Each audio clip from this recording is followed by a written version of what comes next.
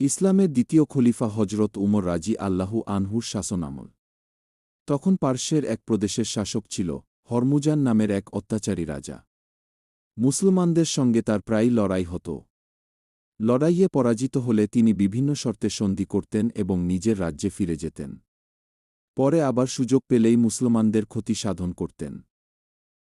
তার এমন অনৈতিক নীতির ফলে খলিফা হজরত উমর আদেশ দিলেন হরমুজানকে বন্দী করে তার দরবারে হাজির করতে।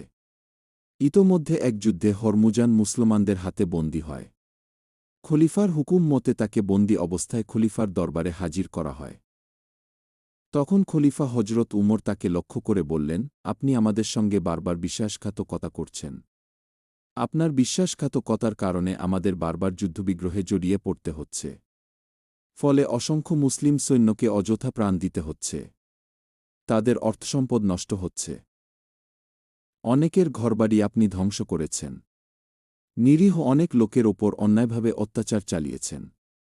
আপনাকে আর সুযোগ দেওয়া যায় না।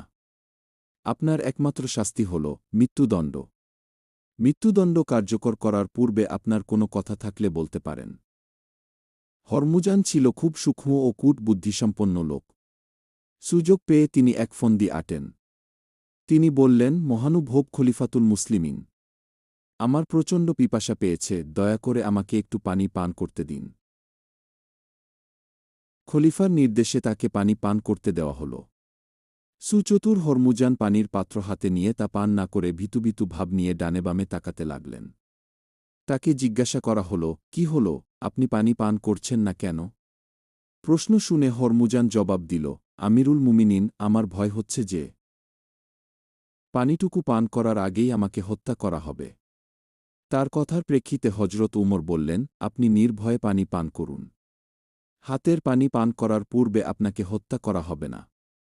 এ ব্যাপারে আপনাকে আমি নিশ্চয়তা দিলাম।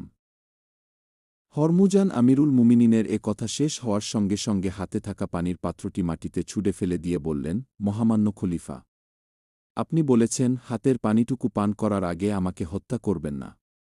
আমি পানি ফেলে দিয়েছি, সে পানি আর পান করব না। ওয়াদা অনুযায়ী আপনিও আমাকে আর হত্যা করতে পারবেন না। হরমুজানের এই চালাকির প্রেক্ষিতে মুসলিম সৈন্যরা রেগে গিয়ে বলল, আমিরুল মুমিনিন, আপনি অনুমতি দিন, আমরা এখনই তার এমন অনৈতিক চালাকির শাস্তি দেই। কিন্তু খলিফা হজরত উমর সবাইকে থামিয়ে দিয়ে বললেন, না, তা হতে পারে না। মুসলমানের কথার মূল্য অনেক। সুতরাং যে কথা আমি বলে ফেলেছি, যে কোনো মূল্যে আমি তা রক্ষা করবই, ইনশা আল্লাহ। যেহেতু আমি তাকে বলেছি, তার হাতের পানিটুকু পান করার পূর্বে তাকে আমি হত্যা করব না, আর সে যখন পানি পান করেনি, সুতরাং বন্দী হরমুজানকে হত্যা করা চলবে না। কথা বলে উমর হরমুজানকে লক্ষ্য করে বললেন, যান, আপনি মুক্ত। আমার কথার খেলাফ আমি করব না।